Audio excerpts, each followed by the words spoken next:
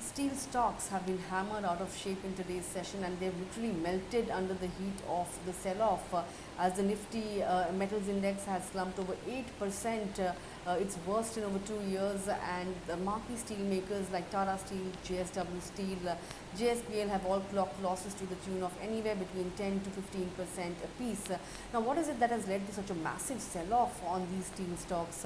Well, it's the announcement of an export duty levy on steel intermediaries that was made by the government over the weekend. In fact, the government has also hiked the export duty on iron ore to up to 50% and has waived off import duty on coking coal. Now, the industry has been extremely disappointed by this move because they were not given any time before such a massive policy change was announced. So the Indian Steel Association believes that this would have an impact on the capacity utilization of steel makers. In fact, steel makers were also looking at increasing their market share in Europe, where there has been a massive supply disruption after the Russia-Ukraine war has started. Now, the Indian Steel Association also believes that this gives out a negative signal to investors. It goes on to say that India will stand to lose out on export opportunities and that the overall economic activity in the country will also be impacted.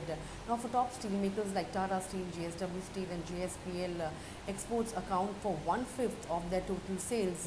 So such a move would not only soften their margins and hurt their capex plans, but it would also worsen their credit metrics. The steel companies believe that the implications of an export duty hike will far outweigh the import relief that has been doled out on coking coal.